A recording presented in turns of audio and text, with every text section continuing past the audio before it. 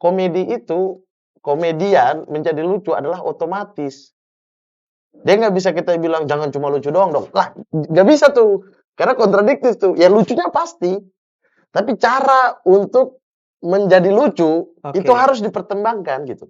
Karena bagi gua minta maaf itu bukan hanya soal lu punya salah, tapi bentuk kerendahan hati kita kepada manusia lain. Yang penting tetap menjaga amanahnya menurut aku. Betul. Bukan itu bentuk kemunafikan.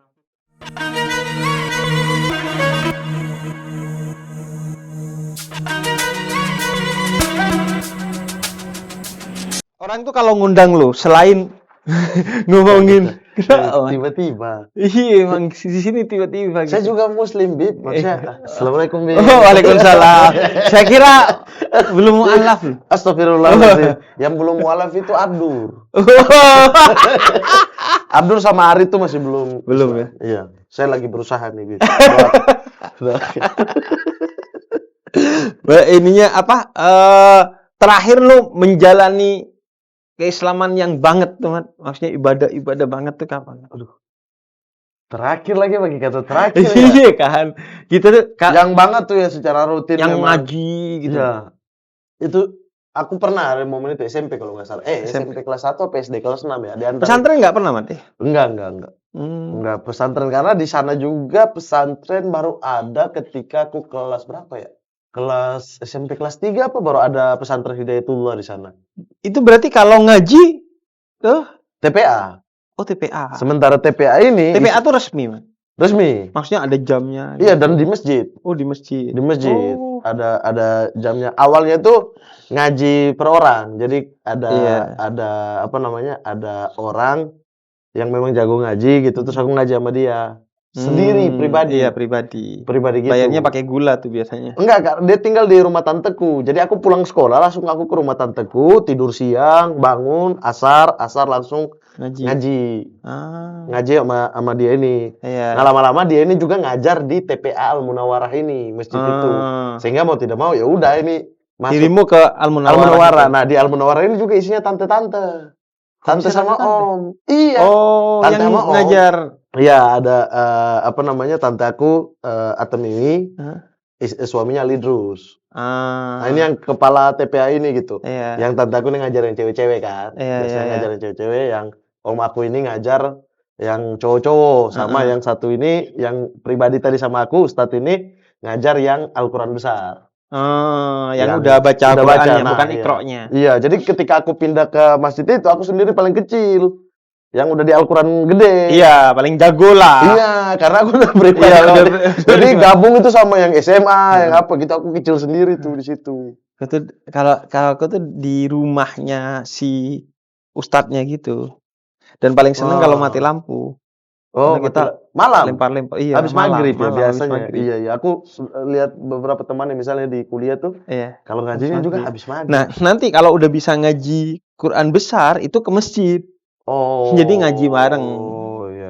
Udah gak belajar itu ngaji sampai dihatamin sebulan sekali. Iya, aku juga merasakan itu yang di dalam rumah. Dulu ada ustadz sebelum itu waktu aku masih ikro tuh ada ustadz dia di rumah gitu yang kita datang setiap datang. Bayarnya tuh pakai beras, gula dan nggak tentu berapa terserah kita. Dan kapan terserah. Nah itu aku lupa tuh karena orang tua yang ngurus kan.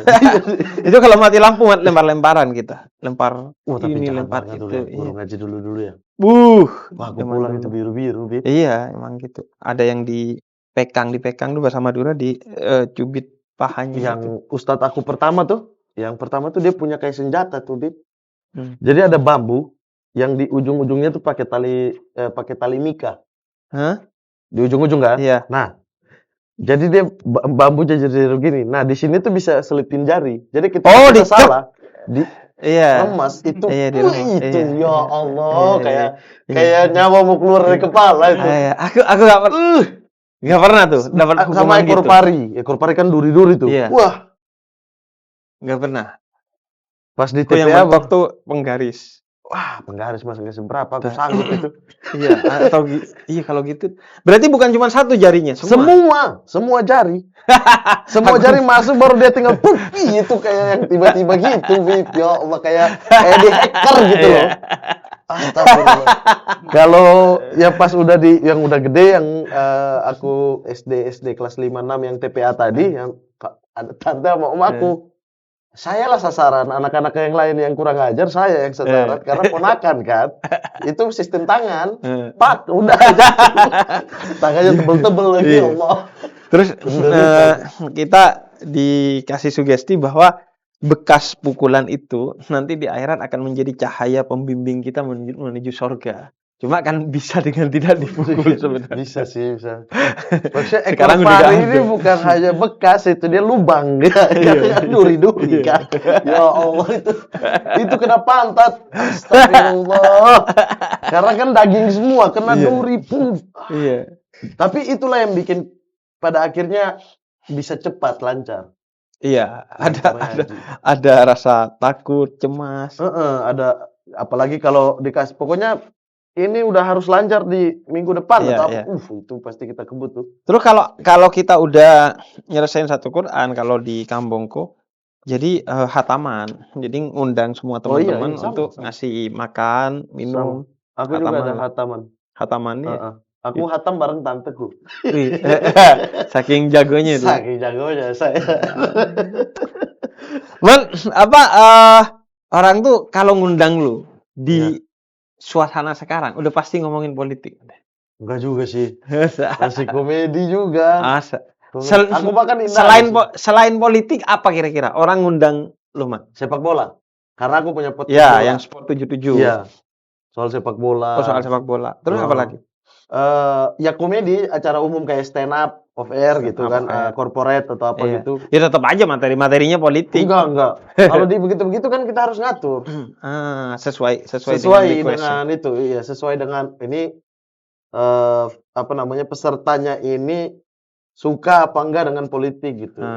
Atau dia tertarik apa enggak, atau enggak mau bahas politik di sini gitu. Ya kita nggak bisa bahas politik juga. Jadi secara umum paling materi-materi aku soal kehidupan di Fakfak. Kayak kemarin misalnya di perkumpulan dokter, ya latar belakang aku kuliah kedokteran.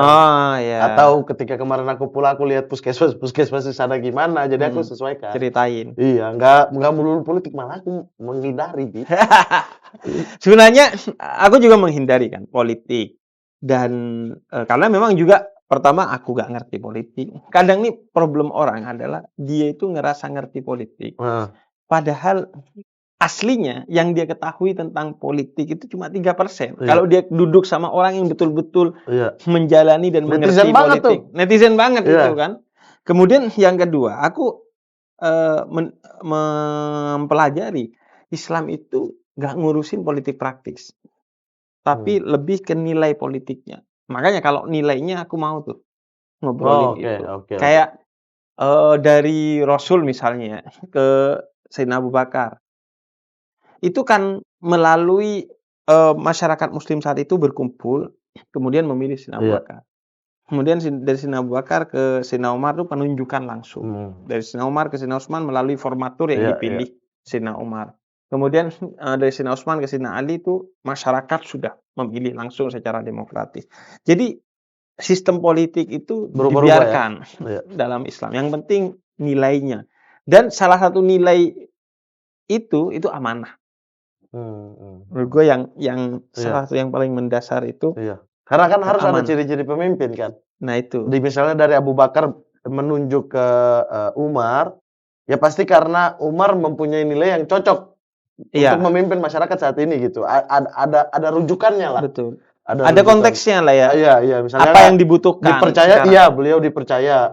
Kemudian bisa jujur. Adil, insya Allah bisa adil gitu. Karena sahabat dia mendapat ilmu langsung dari Rasul.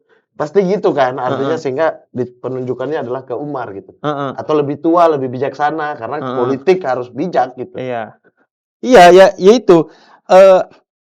Cuma amanah tuh sekarang itu jadi sesuatu yang menurut gue ya, jadi asing aja. Iya, benar. Iya kan? Benar. Sehingga kita itu bahkan untuk sekedar cerita beberapa hal yang kita butuhkan kepada ahlinya sekalipun itu masih, ini amanah apa enggak ya? Contoh sederhananya gini deh, kayak kita ke tokoh agama gitu, nanya fatwa tentang sesuatu yang dibutuhkan dari diri kita, Tapi ini nggak boleh didengar orang. Kalau didengar orang kan itu mungkin ya. aib kita. Atau ke seorang psikolog, seorang dokter, Ya. seorang pengacara gitu. Cuma ya sekarang tuh memang betul-betul amanah nih jadi sesuatu yang repot banget gitu. Karena kadang orang ya udah menceritakan itu dengan segala modusnya yang seolah-olah itu bukan ghibah, Iya. menjadi sesuatu yang asik aja. Iya, benar. Maksudnya kayak ngapain orang-orang berlomba tapi yang ditujukan bukan dia sebagai pemegang amanahnya kan. Iya. Artinya dia berlomba ini mencari apa? Kemudian dari situ kan. Iya. Di dalam politik misalnya Iya. gitu. Dia berlomba ini untuk apa nih? Untuk apa? Ahlinya misalnya dia ahlinya enggak juga gitu. Enggak juga. Apakah dia amanah untuk menyampaikan misalnya dia nggak perlu ahli tapi dia ini penyampai yang baik gitu. Iya. Artinya masyarakat ke dia ke forum yang lebih besar Yang lebih untuk besar. memikirkan masyarakat. Kayaknya enggak juga gitu. Kalau menurut lu dalam kepemimpinan kita bicara level-level kepemimpinan apa aja gitu ya. Iya. Posisi amanah tuh di mana sebenarnya, Man? Paling bawah di diri sendiri ini kita diciptakan udah dikasih amanah. Tubuh. Iya. Semuanya untuk dijaga. Iya.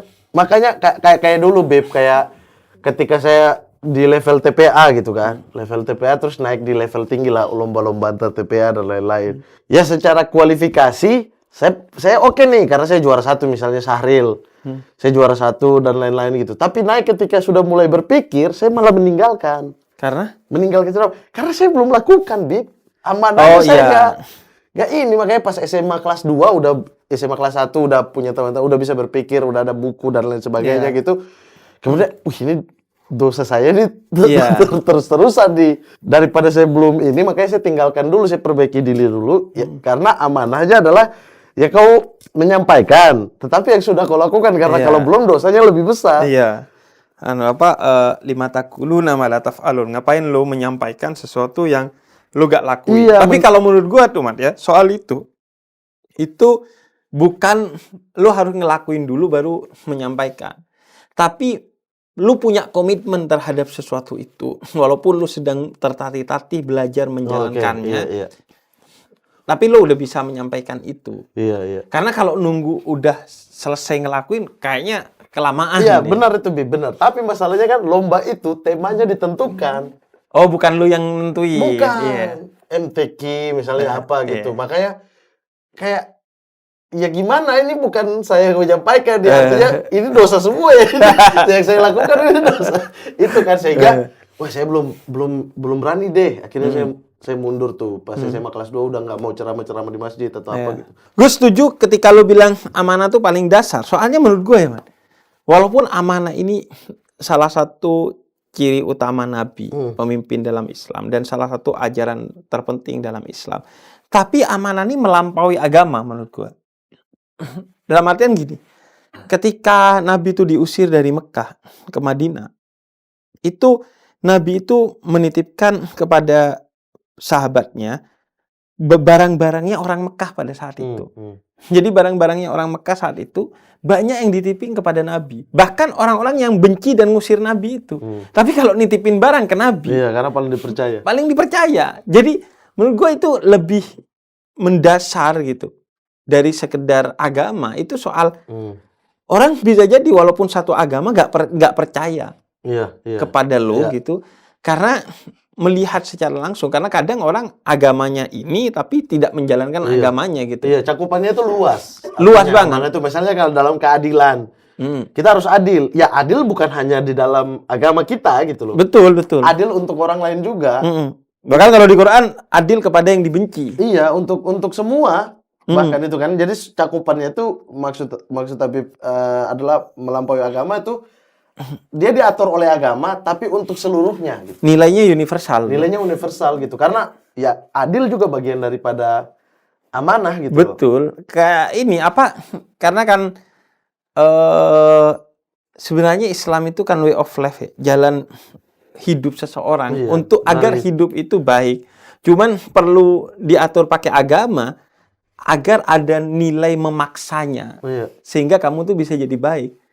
Seandainya kamu bisa baik tanpa agama, ya agama mungkin tidak diturunkan karena inahsantum ahsantum li anfusikum. Iya, Kebaikan yang Tuhan turunkan melalui agama itu untuk dirimu sebenarnya. Kalau enggak mungkin cuman isinya agama itu cuma cara beribadah kepada Tuhan doang. Betul. Untuk urusan dengan sama manusia. Iya. Sementara Islam kan mengatur dari lahir sampai mati, dari tidur sampai bangun. Gitu. Betul. Dan itu makanya gue bilang mustahil kalau Islam tuh nggak juga ngurusin politik, man. Karena urusan kencing aja diatur. Iya. Dan aneh kalau orang bilang agama harus terlepas dari Islam ya, terutama ya harus terlepas daripada politik. Gak bisa menurutku. Karena gini, selain Rasulullah sebagai pemimpin umat muslim saat itu, Rasulullah juga pemimpin negara. Madinah. Iya, kepala pemerintahan. Yang menjadi masalah kan setelah Rasulullah tidak ada, semua ini dibagi-bagi kan. Dibagi-bagi dalam artian, oke, pemimpin negaranya siapa gitu. Ditunjuklah ini, dipilihlah ini gitu. Tapi Rasulullah itu mencakup semua hal. Iya. Allah turunkan untuk memang rahmat. Betul. Jadi mengatur semuanya. Sebagai pemimpin agama, iya. Politik, iya. Pemimpin negara, iya. Yang berhubungan surat menyurat dengan raja-raja waktu itu, iya gitu. Iya. Dalam peperangan gimana sikap Rasulullah, ada gitu antara Majusi dan Romawi pada saat itu. Ada sikapnya gitu. Berarti kan universal sekali Rasulullah itu. Dan cuma kembali ke tadi menurut gue, tapi yang mau di-highlight itu adalah nilainya, bukan sistemnya. Betul. Makanya pemimpin-pemimpin politik dalam Islam itu tidak dikenal sebagai identitas pribadinya, tapi dikenal sebagai nilainya. Misalnya Sayyidina Abu Bakar As-Siddiq yang jujur gitu. Jadi Nabi Al-Amin yang dapat dipercaya. Gitu. Jadi bukan Sayyidina Abu Bakar ini dari suku mana. Iya, enggak. Bukan bukan. Dari partai mana, dari golongan mana. Enggak, itu enggak penting. Yang penting nilainya kamu membawa nilai. Nah, itulah yang saya kesal di sekarang ini, Bib. Bahwa yang ditampilkan itu bukan pikiran. Apa nih kita memilih Anda, kalau kayak dulu yang tadi Bib bilang Sayyidina Abu Bakar, kemudian ada As-Siddiqnya gitu. Kemudian masyarakat percaya dengan dia karena kemudian ada As-Siddiqnya di belakang kan, sehingga ketika dia jadi pemimpin saya rasa dia bakal adil sama saya. Dia, ada sesuatu nilai gitu, idenya apa, bagaimana dia memegang amanah ini ke depannya dia seperti apa, visi misi dia apa. Dan kalau gitu mungkin juga suatu hari akhirnya kita kesel sama dia. Ya iya kan? Iya. Artinya kan maksudnya gini, nggak ada tuh ceritanya, lu dulu milih dia, kok sekarang kesel? Ya mungkin karena dulu gua milih dia bukan karena orangnya, tapi karena nilainya. Nah kalau nilai itu dia hianati sekarang, ya gua kesel. Iya. Dan itu memang fokusnya ke nilai dalam kaitan kita ngasih amanah. Misalnya kalau di Quran tuh, Innallaha ya'murukum an tu'addul amanata li ahliha. Allah itu menyuruh kamu untuk memberikan amanah kepada ahlinya. Artinya orang yang punya nilai itu. Nah, itu dia. Bukan kepada golonganmu, bukan kepada temanmu, dan lain sebagainya. Makanya Nabi itu ketika menguasai kota Mekah, itu memberikan kunci pintu Ka'bah kepada Utsman bin Abi Thalha yang dulu dia itu pegang kunci Ka'bah dan ngebolehin semua orang masuk ke Ka'bah kecuali Nabi Muhammad karena dia benci kepada Nabi Muhammad. Jadi walaupun orang yang dulu membenci dia dan tapi mengusir, itu haknya gitu ya. Tapi karena itu dia sudah terkenal sebagai orang yang bisa memegang amanat itu. Cuma dulu karena benci aja sama Nabi Muhammad. Maka Nabi kembalikan kunci itu. Dengan nasihat. Iya. Misalnya kayak gini lah. Rasulullah ketika diangkat menjadi rasul gitu kan. Diangkat menjadi nabi, khalifah dan lain sebagainya lah. Yang tugas pertama dilakukan Rasulullah, visinya itu udah jelas. Udah jelas loh, langsung visinya mempersatukan gitu. Itu dulu tuh, Anda kabilah mana, sini. Nih, apakah saya, iya kan? Dia memanggil segala macam suku, Rasulullah, di balik, lalu kemudian Rasulullah pidato, jika saya bilang di belakang ini ada orang mau menyerang, apakah kalian percaya? Mereka bilang, kami percaya Rasulullah. Kami percaya ya Muhammad kan, mereka kan nggak beriman, belum beriman.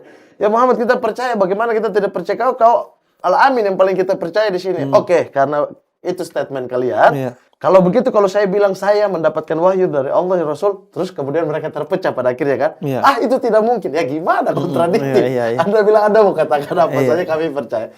Tapi giliran bilang dapat wahyu kan nggak mereka percaya. nggak percaya gitu loh. Sementara mereka yang memberikan stempel sendiri ke Rasulullah bahwa Al-Amin, orang yang bisa dipercaya gitu. Jadi tujuannya tuh, visinya udah jelas, bahkan hari pertama mendapatkan wahyu gitu. Iya. Berpikir, mengumpulkan, mempersatukan itu dulu. Iya, dan bahkan visi itu dilihat oleh Nabi sebagai bagian dari Islam. Iya. Karena banyak orang di zaman itu gak suka Nabi itu bukan karena bawa Islam. Tapi Islam ini membawa resiko-resiko revolusioner bagi masyarakat saat itu. Iya, ditambah merugikan kabilah-kabilah Iya mereka. itu, kesetaraan, suku yang dimana padahal waktu itu udah ada banyak suku yang merasa dirinya lebih tinggi dan mendiskriminasi suku lain. Iya. Nah ini yang jadi masalah, bukan agamanya. Kalau Nabi mementingkan agama aja dan menganggap amanah itu bukan bagian dari agama, ya udah, ya yang penting lo sholat deh. Mau lo tetap melakukan kezaliman silahkan gitu. Yang penting mengikuti saya gitu kan. Iya, yang penting mengikuti saya punya pendukung. Tapi nggak gitu. Pendukung yang Rasulullah pilih yang harus mau mengikuti segala macam yang saya buat SOP-nya ini, itu. Iya. Dan itu bukan hanya kaitan ibadah ke Tuhan gitu, tapi ke sesama manusia. Benar. Nah sekarang itu kita nggak menemukan itu. Kalau kita kembali ke konteks tadi amanah, nilai dalam politik dan lain sebagainya, itulah yang hilang. Iya. Tapi kalau ngomongin diri kita sendiri, Man, lu nyadarin amanah apa yang ada di diri lu sekarang? Nah, ini menarik nih. Kan banyak orang nanya, Bib, lu masuk dong ke dalam sistem, masuk dong ke partai politik. Saya selalu menolak kan. Karena menurut saya belum mencapai level itu. Sementara arus yang ada itu terlalu kuat untuk menarik saya yang masih tipis ini untuk masuk ke dalamnya dibandingkan arus yang saya putar sendiri gitu loh. Iman di sekeliling saya gitu, atau amanah di sekeliling saya. Makanya saya menolak untuk jadi saya bukan mau bilang tidak amanah atau amanah ya, tetapi saya belum bisa berdiri untuk mempertahankan sesuatu gitu loh. Oke. Berarti amanah yang paling nempel di lo sekarang apa? Sebagai komedian? Sebagai komedian mungkin ya. Nah, kalau itu, nih ini aku mungkin unpopular opinion. Menurutmu, Man, amanah seorang komedian itu hanya bikin ketawa atau mengedukasi? Keduanya banyak yang bilang tugas komedian itu hanya bikin ketawa aja, nggak perlu edukasi. Enggak, keduanya sih, Bib. Menurutku keduanya. Nah ini aku setuju kalau itu. Menurutku keduanya. Tapi ya kalau ada yang berbeda pendapat saya nggak masalah. Iya, itu beda lah. Walaupun pendakwah pun kalau menurut saya berbeda kadang pendapat. Kalau menurut saya karena statement itu keluar dari kita dan kita itu tunggal di atas panggung itu ya, tidak ada siapapun di situ gitu.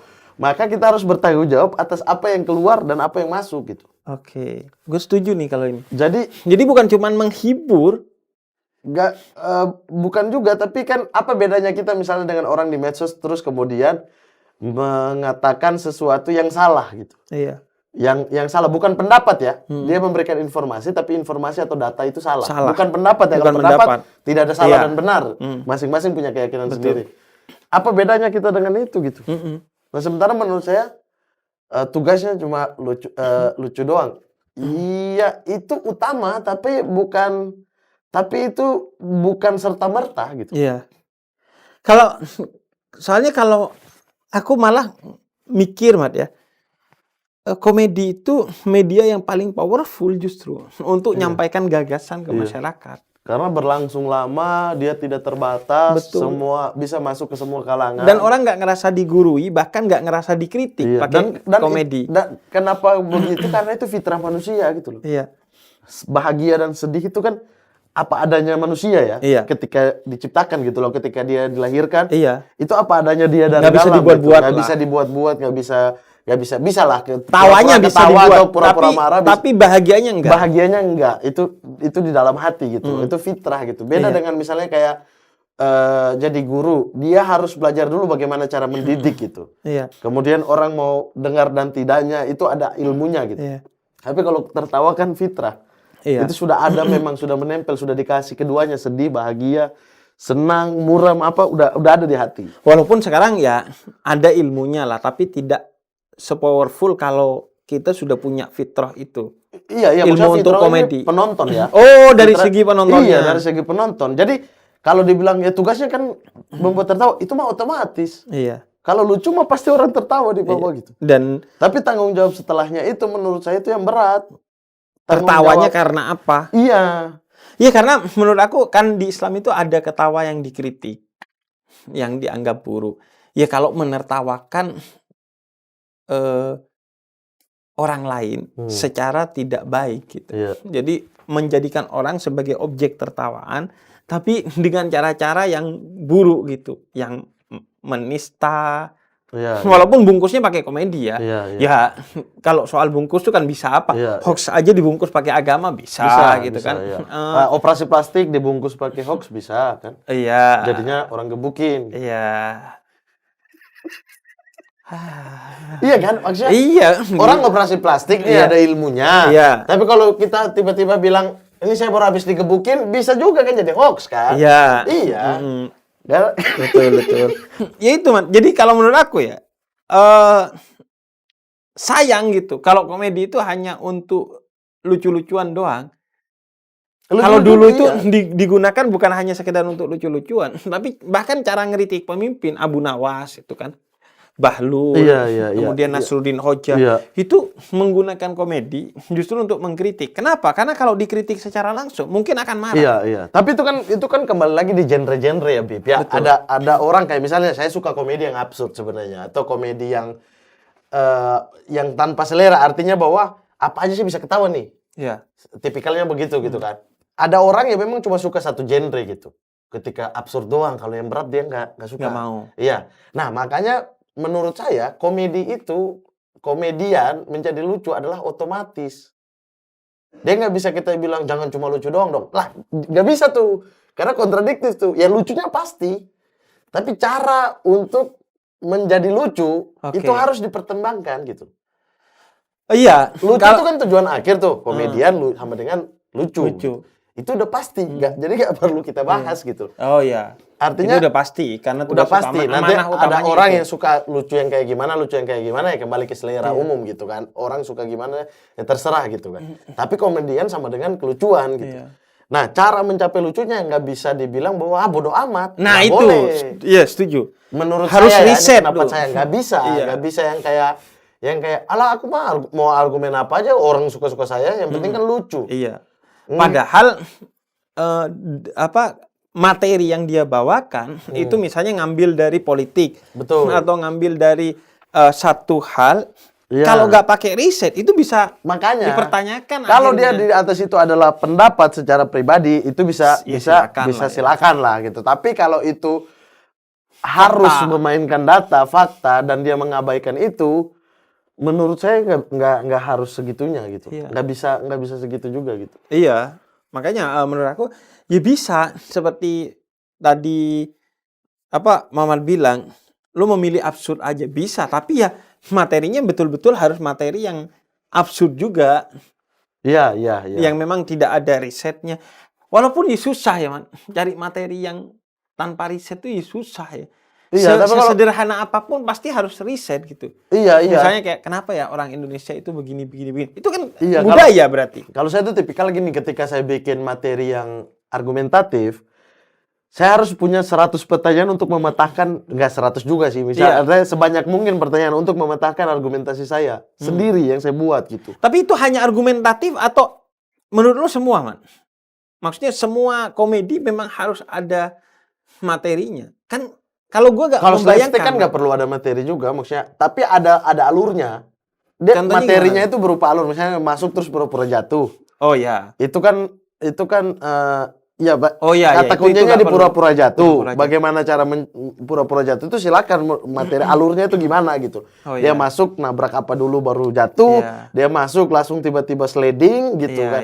Atau apa gitu kan ada cara menuju ke situ gitu kan. Tapi nggak bisa misalnya kita bilang berdiri doang terus jatuh gitu, nggak bisa nih. Itu pun tetap kadang dikasih tulisan bahwa ini hanya adegan semata. Iya. Karena dianggap takut mendidik orang untuk negatif lagi. Iya, kalau di TV ya, kalau di off-air kan siapa yang mau ketik lagi di bawah panggung gitu kan? Nggak bisa tuh, ketik dulu aja di bawah panggung gitu. Ya, tapi bahwa beban itu selalu ada pada komedian. Wah, ada banget gitu loh. Makanya ketika saya misalnya ketika punya kasus, saya selalu bertanya, oke, kalau secara hukumnya begini, saya salah nggak ya? Pada akhirnya kesimpulan saya bahwa enggak, karena yang saya serang adalah argumentasi dari si A gitu. Saya nggak pernah menyerang pribadinya gitu. Saya melihat kacamata umum. Kalau ditampilkan dengan data dan fakta, saya malah kuat. Jadi saya kekeh di situ bahwa saya tapi karena ada datanya memang begini, faktanya memang begini, iya kan? Iya. Sehingga ketika saya dilaporin itu saya nggak terlalu, tapi karena menyinggung orang secara pribadi dia merasa akhirnya. Setelah pendapat dengan teman-teman dan lain sebagainya, berpendapat ya baiknya minta maaf. Iya. Dan gak ada masalah juga menurut saya minta maaf ya. Awalnya kan salah saya di mana saya mencari ulang. Nah, biasanya begitu sebelum saya bikin materi. Iya. Saya punya satu statement nih, misalnya kayak saya tidak suka dengan LGBT. Bukan tidak suka ya, saya tidak pro dengan LGBT gitu. Ada argumennya di sana, ada penghalusannya di sana, ada kemudian pendapat saya secara pribadi yang argumen saya ya. Secara pribadi gitu. Terus kemudian saya tampilkan presentasi kenapa yang ini boleh, yang ini nggak boleh gitu. Iya. Lalu kemudian baru saya akhiri komedi. Nah, komedinya itu saya pakai storytelling, kisah. Nah, jadi yang di atas ini aja saya harus bisa bantah sendiri. Kalau saya bisa bantah sendiri maka setupnya gugur menurut saya. Iya. Nah itu. Tapi kalau yang lain saya rasa juga begitu. Iya, semua sebenarnya, Man. Mau dakwah sekalipun, itu kalau di filsafat kan ada tesis, antitesis, kemudian sintesis. Sintesis, iya. Jadi, lu punya apa dulu? Ya? Coba kira-kira kalau gua ngeluarin pernyataan ini, bantahannya apa? Bantahannya ini. apa, ya? Masih kokoh nggak? Oh, masih. Semua bantahan tuh diakomodir dulu. Antitesisnya. Kalau ini roboh nih kena ini, berarti ketemu antitesisnya. Kemudian apa nih sintesisnya? Tesis barunya nih apa? Sampai di titik yang emang udah menurut kita tidak terbantahkan. Betul. Tapi itu pun masih mungkin dibantah karena pikiran kita masih mungkin lebih sempit dari pikiran orang lain. Yang tidak menjadi bantahan itu ketika itu adalah kemerdekaan berpikir. Kebebasan berekspresi. Iya, gitu. jadi pokoknya statement saya begini, kau mau serang dan nggak serang, mau unpopular opinion, nggak unpopular opinion, menurut saya ini, ya itu. Iya, nggak apa-apa dibilang salah, tapi jangan didiskriminasi atau diapa-apakan lah. Iya, nah apalagi misalnya kuat gitu loh, kuat dengan argumen A, B, C, A, B.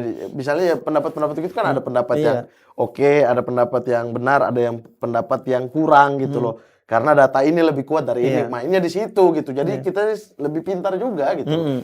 Bukan yang tiba-tiba Bib jadinya ingat Cing Abdel. Cing Abdel, karena obrolannya gitu ya. Lo ngobrol gini cuma di Cing Abdel. Enggak, Cing Abdel mah obrolannya jadwal. Oh iya. Makan sambil jadwal, gak riset itu makanan. Gak pernah kita bilang makanan ini rasanya gak ada. Coba, Cing kenapa kemarin gak jadi syuting? Iya karena begini, udah ribut tuh berdua.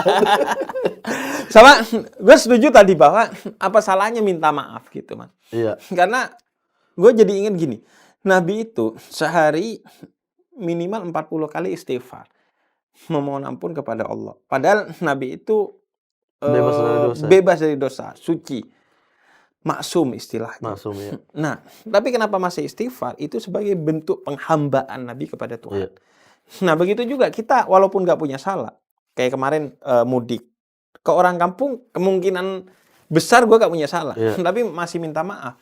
Karena bagi gue minta maaf itu bukan hanya soal lu punya salah, tapi bentuk kerendahan hati kita kepada manusia lain. Yang penting tetap menjaga amanahnya menurut aku. Betul. Bukan itu bentuk kemunafikan. Yang penting aman. Yang penting selesai keramaiannya dan lain sebagainya. Karena menurut aku munafik itu kan di Islam 3 ciri. Jika bicara dia berbohong, jika berjanji dia gak menempati, dan dia jika diberi kepercayaan berkhianat. Nah, maaf itu tidak berada di konteks ini. Kalau bentuk kemunafikan, ya udahlah biar aman, biar ini, biar itu. Menurut gua itu jadi masalah. Tapi kalau bentuk kerendahan hati ya gak ada masalah. Iya. Maksudnya atau ada pendapat lain yang menurut kita kuat juga mungkin. gitu loh. Kayak kemarin kayak saya menolak untuk saya mau ketemu dulu sehingga saya tahu salah saya di mana gitu. Kayak gitu kan. Iya. Tapi kemudian ada titik lain yang kayak kenapa nggak minta maaf aja dulu? Toh, kok menyinggung orang? Oh iya juga ya. Artinya bukan pendapat saya salah apa benar. Betul. Tapi saya udah membuat orang lain terluka. Walaupun konteksnya ini nanti ketemu dulu, baru kita, maksud saya itu bukan ke kakak loh. Betul. Dan ini juga, itholus surur, membahagiakan orang lain kan juga positif. Iya. Kalau memang mau dengan. Iya. Makanya ketika ada pendapat itu, saya akhirnya luluh gitu loh. Akhirnya, oke, ini jalan terbaik nih. Sehingga saya minta maaf atas orang tersinggung. Apalagi antara saya laki-laki, dia juga perempuan, lebih saya tidak punya tidak punya niat apa-apa untuk memang menyakiti, tapi dia tersakiti, maka saya kayaknya wajib untuk minta maaf. Akhirnya saya minta maaf lah, bikin video itu dan lain-lain. Dan justru akhirnya yang menyelesaikan masalah itu perasaan kerendahan hati itu yang tertransfer. Ketika itu keluar, kemudian saya menjadi ya sudahlah gitu kok. Ini masalah yang nanti kita pelajari lagi gitu. Betul. Kan. Dia juga begitu akhirnya ketemu, akhirnya selesai gitu dan berteman gitu. Itu sih.